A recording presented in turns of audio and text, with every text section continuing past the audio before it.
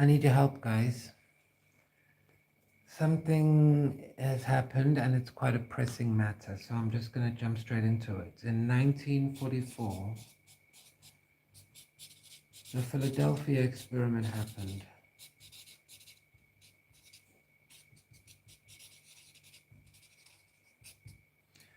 Now, if you don't know what the Philadelphia experiment is, it was when people were experimenting on technology that was developed with Nikola Tesla's technology, which is based on the 369s, which is triangular technology. You can think of it that way. If you've ever made music on a Moog, then you will be familiar with triangular wave patterns. And using these wave patterns that Nikola Tesla discovered, they were able to take a ship from Philadelphia. Oh, and let's draw the ship I'm talking about, because it is more like a ship. There. That's my best rendition. If you need a visual aid to aid your imagination, yeah, this kind of ship. 1944, they took that using advanced technology and sent it all the way to 1984. Boop. So you can imagine when people down over at Montauk Point were just minding their business only to find that a ship just randomly materialized in front of them. Well, if that wasn't bad enough, and I'll go into what happened to the people on the ship in the Philadelphia experiment course next week. But while this is happening, if this wasn't bad enough, why did it come to Montauk Point? Well, remember, if you took the course in Soulmates and Anunnakis, you remember how I explained that time is a sphere and that you position yourself in the middle of space and you look out into time and you can connect to any point you want to. The only thing is, you can only go to one place at a time. And this is like a stack of pancakes. So if you do something over here, it's going to affect every single CD on the CD tower going down to each single dimension of time. And so when they did that, it affected every single 20 years on a year ending with the 4. So what happened in 1944 affected everything that happened in 1924, 1904, and everything happening in the subsequent years. 1984, 1994, 2004, 2014, 2024. And so because of that rip in space-time continuum, different things have been happening at these times all the time. But only certain people can feel it and remember it and understand it. And, you know, if you go to Starseed University, that's what you'll learn about, why you remember and see it. And others do not. So while this was happening in 1984, in 1944, in 1984, they see a ship pop in at Montauk Point. But what is at Montauk Point? Well, just like in Philadelphia, there was a base of operations for these types of experiments. In Montauk Point, there was also a base of operations. And at that point, what they were doing was experimenting with fifth dimensional technology, Venusian technology. And you need to listen to someone called Stuart Swerdlow, because I've dreamt of this man, and he's actually real. He exists. And it's like I've seen him in Montauk Point, hooked up to a machine with electrodes coming out of his brain. And there's a whole bunch of them, a whole row of these boys, and they're being kind of tested for psychic abilities. And it's like I'm there next to him. I was in a cage with him or next to him, because there were like individual cages in my mind. And it was such a weird time in history that it could happen and no one would think it was real.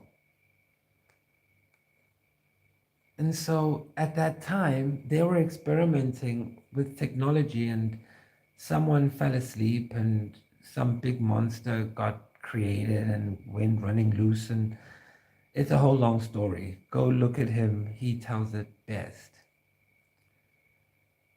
But now, in the meantime that happened, in 2004, there was another rip in time. And I think we all know what that was. I'm not going to talk about it. And then 2024, it's happened again. And this is where I'm involved.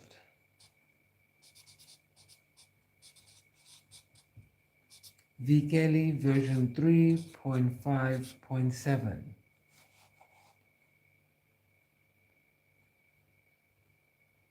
And this rip in time has made it so that we can no longer hide the existence of extraterrestrials, of aliens.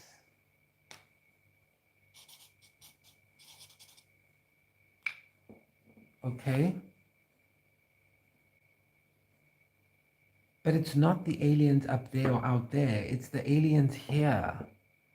And we need our rights protected. And the only way we can do that is with the help of the Pentagon.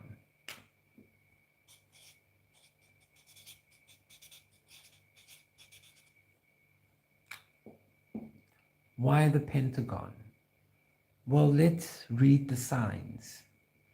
Vikeli version 3.5.7. Who here knows numerology? 3 plus 5 is 8, plus 7 is 15. But we can't just leave it at 15 because it's numerology. And we are trying to get to a single digit. So we often look at digits on their own. So here we have a 5 and a 1. And a 5 and a 1 added together gives us a 6. But it's also telling us something else. It's telling us that there is 1 of something over 5. Does that make sense? Like 1 of 5. 1 of a pentagon. And why would aliens want to work with the Pentagon? Well, maybe because there is an area somewhere. And in that area, there's technology. And that technology was being operated by people like us, because they were the only ones who could operate that technology because they had the ability. And something happened to those people recently, in the past 12 months, that happened over here in 1944. And in this legend, the crew from this ship was sucked in between dimensions, and they rematerialized back in 1944, fused into the ship. And through that, they realized that they needed to create phases of some sort or devices that these crew members could wear, so that whenever they went with the ship through time using triangular technology, that they would be able to sync with the ship itself so that they don't get fused into different time zones when the ship rematerializes at its own pace. Now, we do this in our sleep, literally. We go to sleep and shut our eyes, and we zoom up to space on the ship, and we go under the sea into Lumania. And we're fine when we come back. So they need us to help them work the technology over there, because we are kind of the divine feminine on this earth, or masculine, whichever fits your fancy. And with the recent revelation of the boy named Lucius, how old is he again? The time is now for us to come together and work together by fusing the opposite sides, the blue light and the red light coming together to finally give birth to the new earth that everybody wants. We all want this. So we need the Star Marines to make a petition. Make a petition and alert all the other aliens, just like you and I, to sign that petition to claim their citizenship as star citizens, so that we can work with the Pentagon to continue sharing our technology. I think this is wonderful news. This young boy dressed in my colors, and I say my colors because, as you know, I am a graduate of motion picture medium at the only Academy Award-winning school on the continent.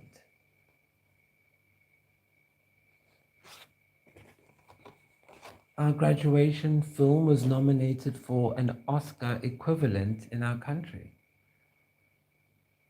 The TV production I was in was the best, voted the best. And I've been telling you about aliens since forever. Call my school. Ask them. They will tell you, I used to tell them I was an alien. I used to walk around in a tinfoil hat.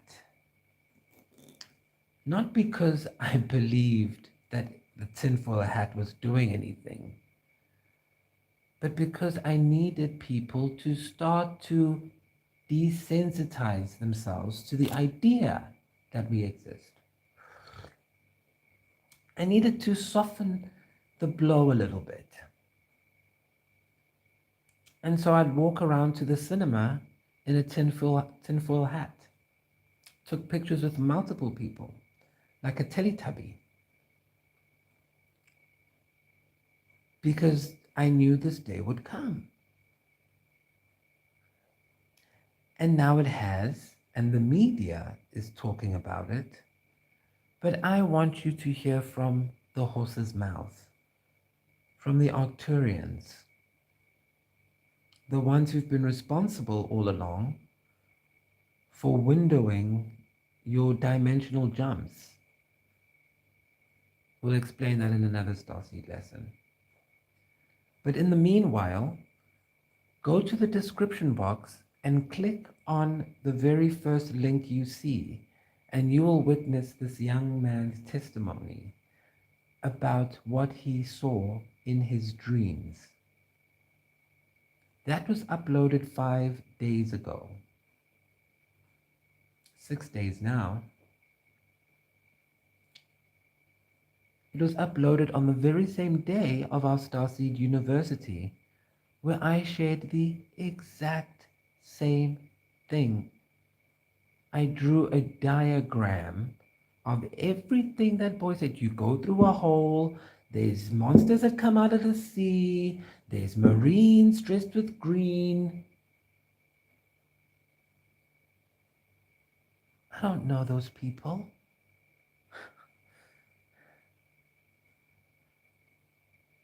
Yet, they are seeing the exact same thing. And then, oh, you think it stops there. Oh no. Because there is a website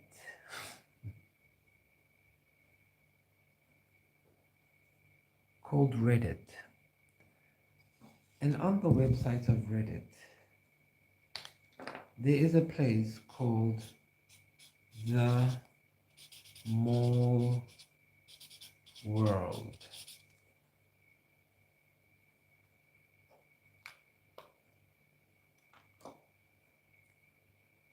And in that place, they describe the exact same dreams I have been uploading about for the past 5 years.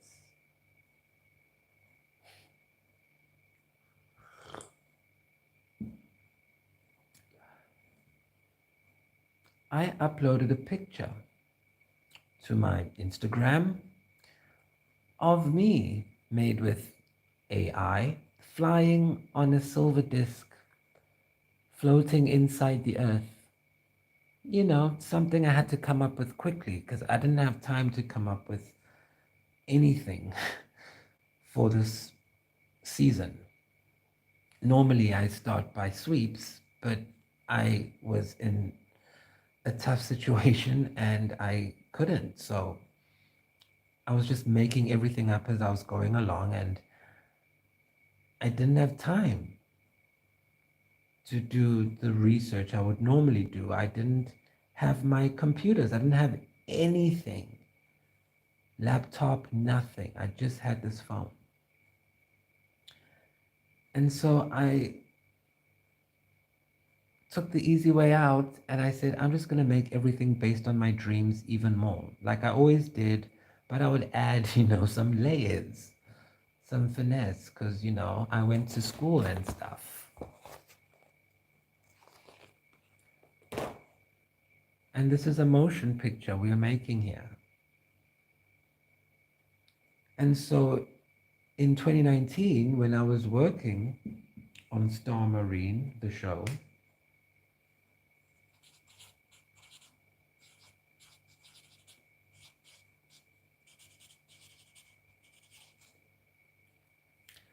that's the first time that I talked about being an alien through this character. And in my expression of it, I'm just acting. I'm doing a show and I need to create my own intellectual property. So what am I going to do? I'm going to base it on stuff that I've seen in my dreams. Star Marine was the very last show concept I came up with.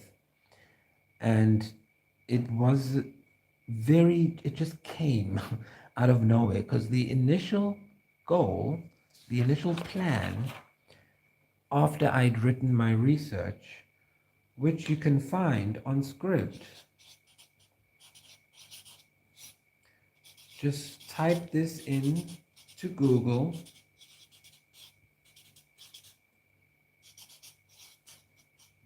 netizen ethnography.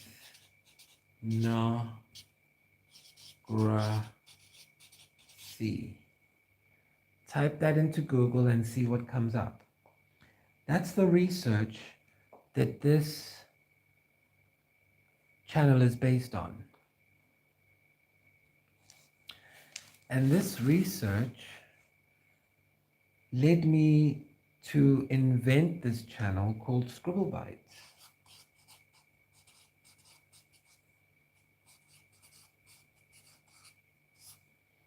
Now, at the time, I had signed a government contract to do research into filmmaking practices that were not as practiced as much in my country and that needed further research area. And my particular area that I got funded and used my funding money on is audience development. So part of the audience development meant that I had to go find an audience for the type of content that I wanted to make. And I was fortunate enough that my proposal was selected out of the whole country as one of 3 to be able to embark on this journey. And part of that involved me researching people. And so once I'd completed that research, it came out as this document, which then became this channel.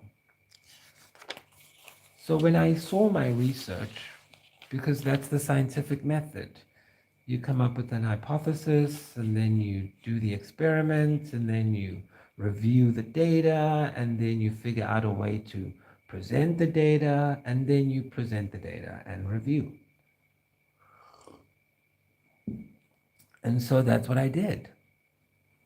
And in doing that, I discovered, so this is like a master's level thesis. I discovered that the best way to solve the problem, which I outline in the document, and which was proven because 2 years after I published it, everything I said happened. The pictures I put in there happened in my city. So I know what I'm talking about.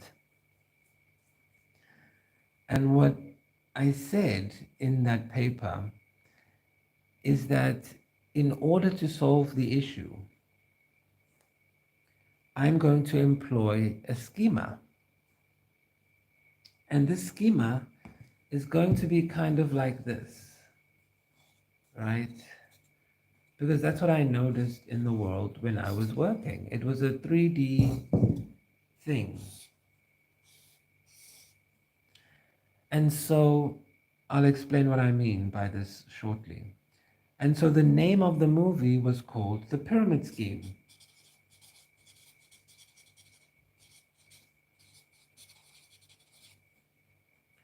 That's the literal name of the movie I signed a contract with for the government to make. And so I said, I'm going to use this schematic in presenting my research as well. And so I said, okay, so I've researched the people, I've spent time with them, I've drank and eaten with everybody, just like our dear Lord Jesus. And here's what I've come to find about our generation. And what I found was what you see on the channel as 3 distinct personalities. I call them type 1, type 2, type 3. This is just to show you illustrative purposes. It could be any order, 1, 2, 3, 1, 2, 3. So the first one is the guy in Night Game. That's the world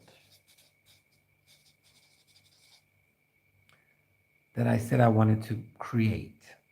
And this is that purple world. So every time you see me in purple and blue light, and it looks all dreamy and romantic, that's this personality.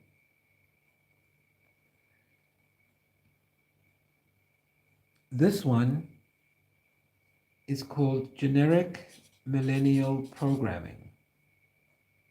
And this is the one you see me where I'm wearing the stark contrast of the red shirt with the blue background. It's very, very contrasty. And that's because it's about conflict. This is where the Star Marine part gets activated. Because then the third part, I call it the actor part. So that's Charlie Manor.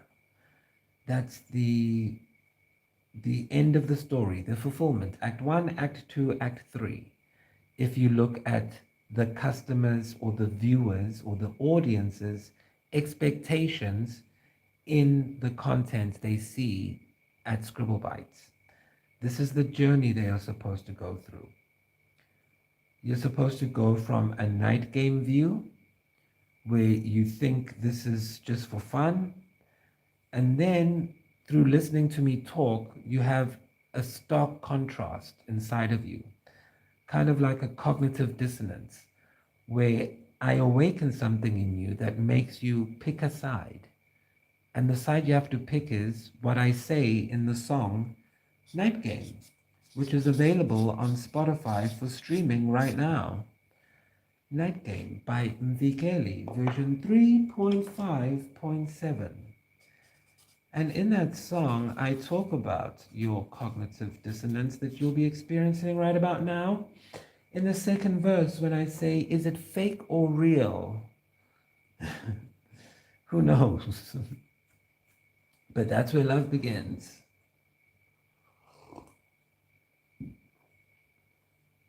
And the point I'm making is, so what if you don't know if what I'm saying is real or not? The point is, if this was brought before a court of law, in a fictional universe, of course, they would look into it. Why are all of these people having these shared experiences in this realm when we know MK Ultra spent billions of dollars trying to do the same thing? And how come we can do it by going to sleep? Well, maybe it's because they know we can do it. And they just let us do it. But I'm saying, well, let us be of service.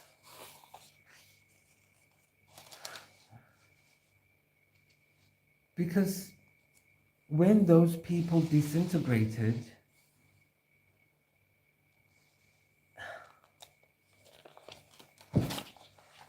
that causes remnants and stuff. Like, let us just help. The evidence is there.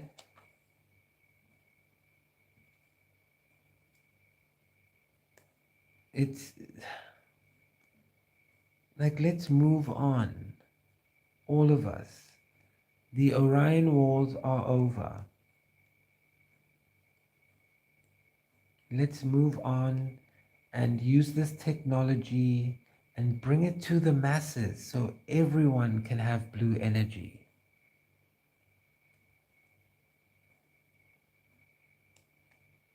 And see and feel the blue light technology.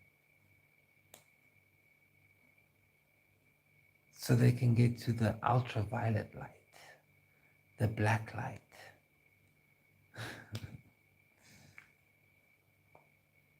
So if you're at Starseed University, in the Star Marine course especially, and you feel moved in your bones, in your DNA,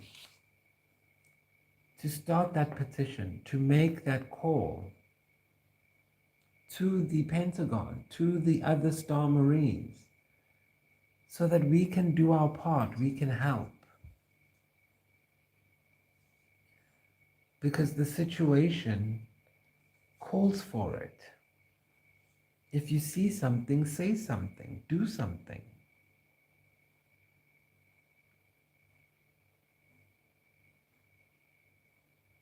It's your birthright.